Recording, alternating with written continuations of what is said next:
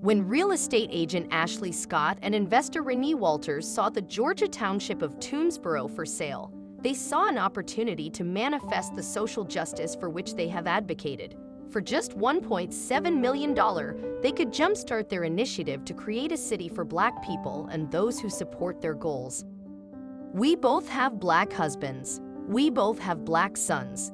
And I was starting to get overwhelmed and have a sense of anxiety when my husband will leave the house to go to work, Renee Walters said. So it was like, okay, what can we do? And once I saw the post of Toomsboro going viral about a town being on sale, I was like, oh, this is perfect.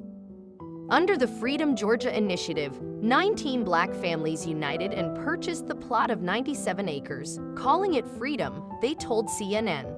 Admittedly, they see their efforts to cultivate and settle the land as a move toward tribalism, but insist that their self-segregation is a step toward progress. Watching our people protesting in the streets, while it is important, and I want people to stay out in the streets, bringing attention to the injustices of Black people, we needed to create a space and a place where we could be a village, again, a tribe again, Ashley Scott said. We wanted to create this safe space where we can address our own issues and concerns.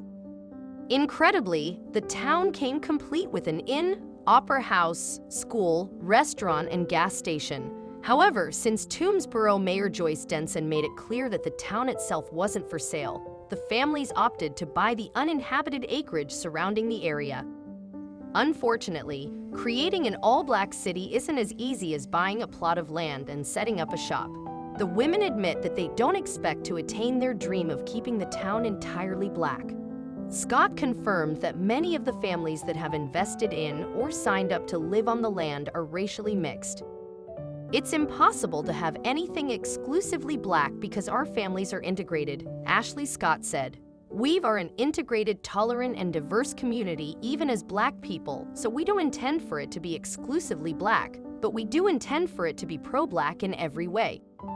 Although they admit that it's an improbability their town will be exclusively Black, the families have expressed their intention to only allow in individuals who share the same beliefs and values. Still, this may also be an impossibility, as every step toward officiating their township requires them to refrain from racial and political discrimination. If the small settlement wishes to become an established city, there are certain legal requirements and restrictions to which they must adhere. Despite their plan to become a Black city, there's little they can do to ensure this happens. In fact, according to the U.S. Constitution's Privileges and Immunities Clause, the human rights concept of freedom of movement would be a federal challenge to get around. Even a single lawsuit accusing the city officials of such a human rights violation could completely obliterate the township's economy. If they hope to become an official city, they likely won't be legally able to racially or politically discriminate against residents. Of course, there may be ways around this. If the city agreed to give up all state and federal resources, there's a possibility it could reserve the right to discriminate at will. However, going without certain amenities such as postal services, public schooling, and every federal and state grant and aid available is enough to destroy any province, especially one that is high need and low revenue. Despite the initiative's claim that they're thriving, the group is hoping that the government will give them a little extra financial help. According to the group's Facebook page, they're calling on Congress to cut them reparations checks for Black people.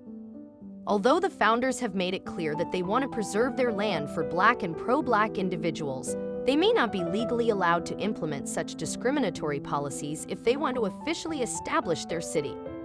Tribalism and collectivism have always resulted in the violent disintegration of civilizations.